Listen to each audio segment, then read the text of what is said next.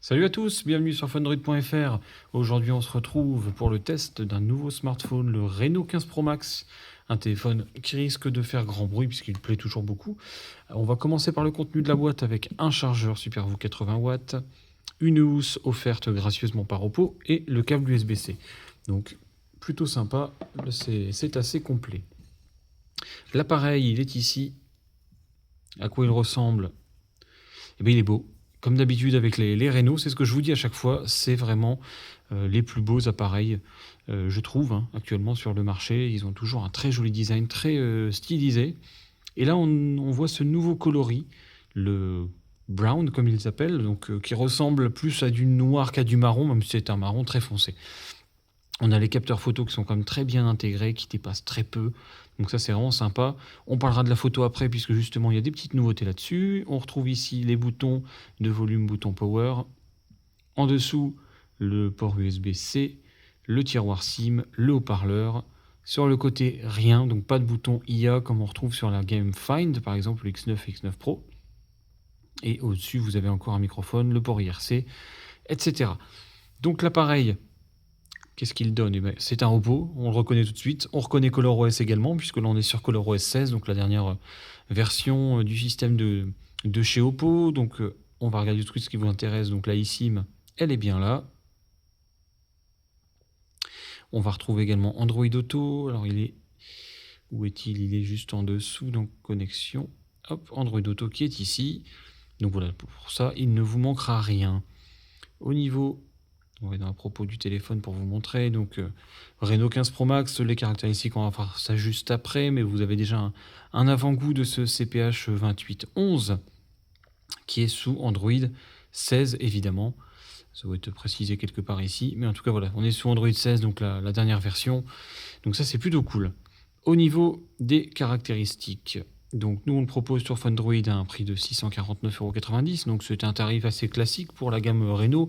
On est toujours en dessous de la gamme Find et on est au-dessus du milieu de gamme, on va dire classique. Donc on va regarder tout de suite les specs ensemble. Et qu'est-ce qu'il y a de nouveau surtout sur cet appareil? Donc CPH 2811 comme je vous disais, 6 pouces 78, donc un grand écran mais rien de choquant. Le Reno 14 Pro faisait à peu près la même taille.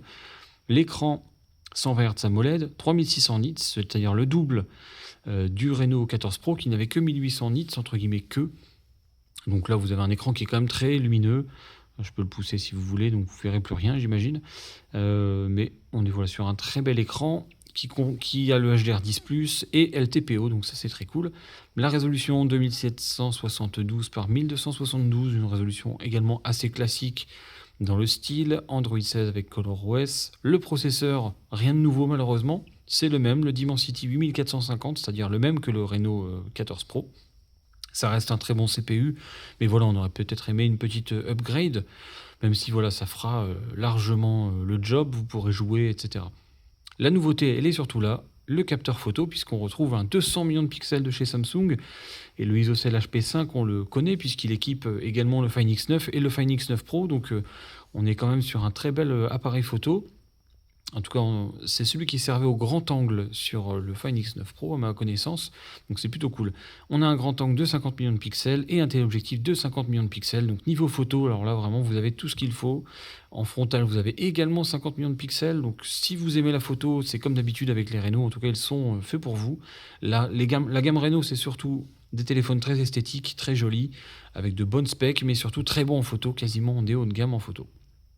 eSIM, double SIM, compatible toute bande évidemment, Wi-Fi 6, Bluetooth 5.4, NFC capteur d'empreinte, batterie 6500 mAh, c'est quand même encore une fois très appréciable.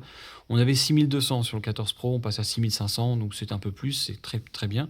Et on gagne la charge sans fil Super AirVOOC à 50 watts, donc ça aussi c'est plutôt cool, on ne l'avait pas avant. Donc là-dessus, encore une fois, très bien, très grosse autonomie en perspective. Seulement 7,7 mm d'épaisseur. C'est une des raisons pour laquelle j'adore les Reno. Ils sont fins, ils sont légers, 205 grammes. Franchement, il est super agréable en main. Je l'aime beaucoup. Dans la boîte, je vous ai montré les certifications. Donc, on est sur du IP68 et IP69. Donc, pareil, c'est très complet. Vous avez toutes les langues. Vous avez tous les services Google. Donc, voilà, c'est une valeur sûre, comme d'habitude avec les Reno. Je vous ai pas précisé, il y a également un autre coloris doré si vous n'aimez pas trop le coloris marron.